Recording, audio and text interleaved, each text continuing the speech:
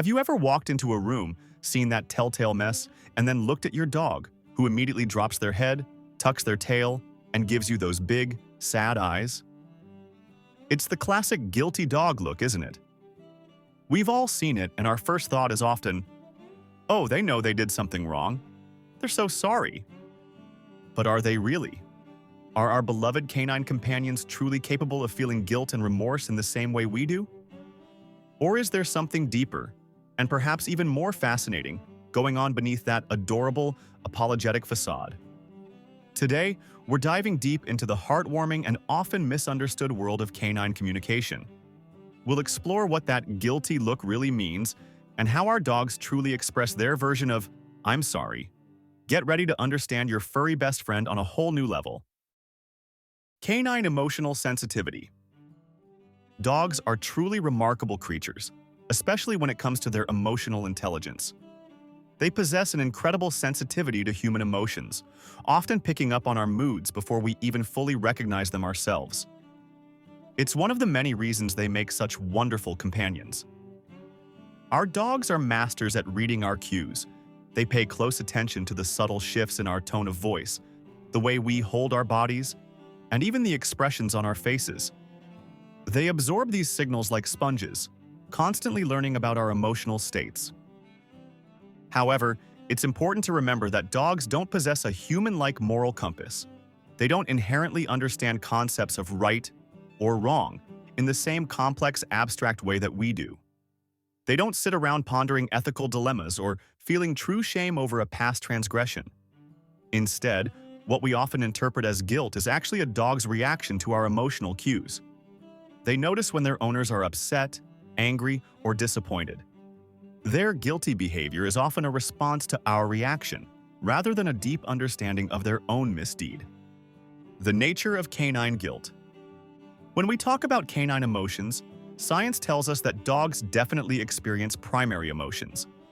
They feel joy, fear, excitement, and even sadness. These are immediate, instinctual responses to their environment and interactions. However, complex emotions like guilt, shame, or true remorse are a different story. These emotions require a sophisticated level of self-awareness and an understanding of past actions in relation to a moral code. This is something that, as far as current research suggests, dogs don't possess in the human sense. So, those guilty behaviors we see are often a dog's immediate reaction to their owner's mood or body language. They're not necessarily indicative of true remorse for chewing up your favorite shoe. Instead, they're a display of appeasement, an attempt to calm you down and avoid further negative interaction. Numerous studies have shown that dogs can act guilty even when they are completely innocent of a misdeed. If an owner believes their dog did something wrong and reacts with anger, the dog will often display the same submissive behaviors. This highlights that their reaction is to the human's behavior, not necessarily their own past action. It's a survival mechanism, a way to diffuse tension and maintain harmony within their pack, which includes you. How dogs apologize through body language. While dogs may not feel guilt in the human sense, they absolutely communicate their version of sorry. They do this not with words, but through a rich and nuanced language of body signals. These are often called appeasement gestures, and they are incredibly important for social harmony. One of the most common signals is lowering their head and avoiding direct eye contact. This is a clear sign of submission and an attempt to de-escalate a tense situation. They might also flatten their ears back against their head, making themselves appear smaller and less threatening. You might also see them offer a paw, or even give a gentle lick. These are often interpreted as gestures of affection, but in a context of perceived wrongdoing, they can also be powerful appeasement signals. They're saying, "Please don't be angry, I mean no harm." These appeasement signals are deeply ingrained behaviors, inherited from their wolf ancestors. In a wolf pack, such gestures are crucial for maintaining order and preventing serious conflict. They allow lower-ranking individuals to signal their submission to higher-ranking ones, avoiding fights and ensuring the group's cohesion. For our dogs, these behaviors serve a similar purpose: to maintain harmony within their human pack and to calm their human companions. They are trying to tell you, in the only way they know how, that they want to restore peace and good feelings. Dog-to-dog apologies. It's not just humans that dogs apologize to. They also use these appeasement behaviors with each other within their social groups. If two dogs have a minor disagreement or a rough play session gets a little too intense, you'll often see one or both dogs engage in reconciliation behaviors.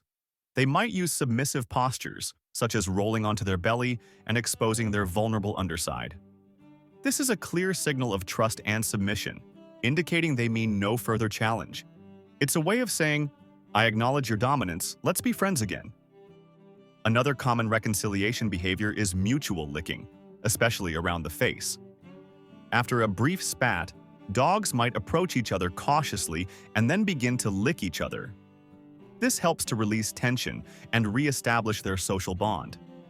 It's their way of smoothing things over and moving past the conflict. These interactions highlight that dogs are highly social animals who value peace and cooperation within their groups.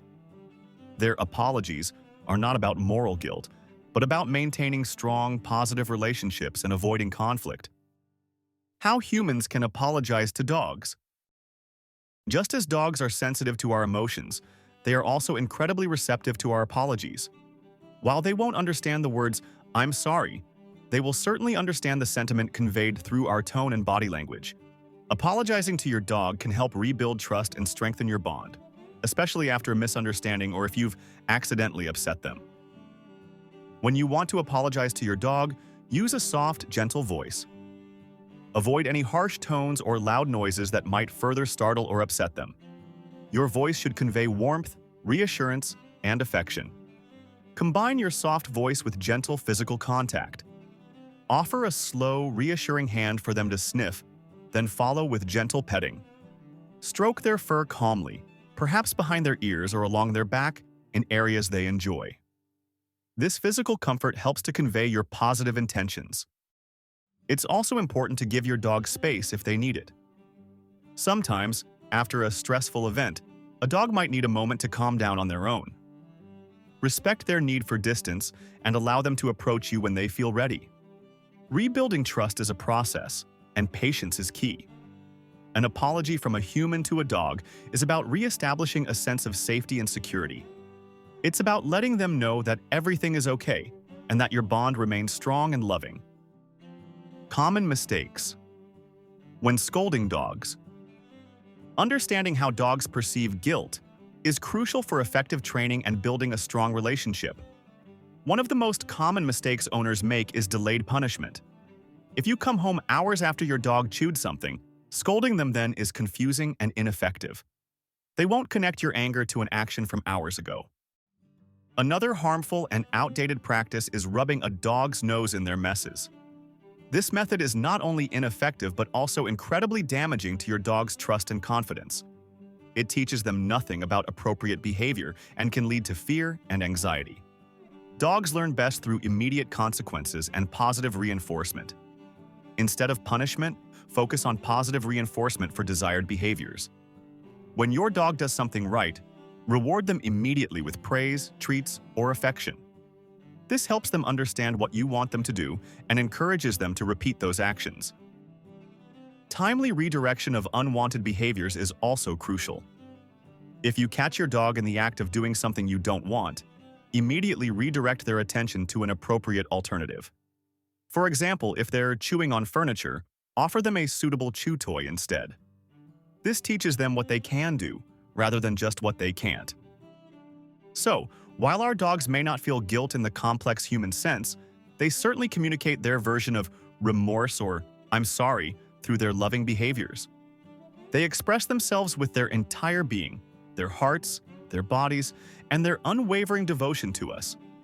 It's a language of appeasement, a desire for harmony, and a deep need to maintain their bond with their beloved humans.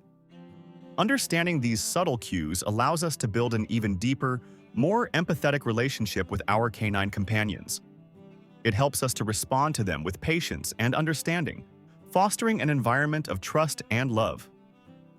They are always trying their best to communicate with us, and it's our privilege to learn their language.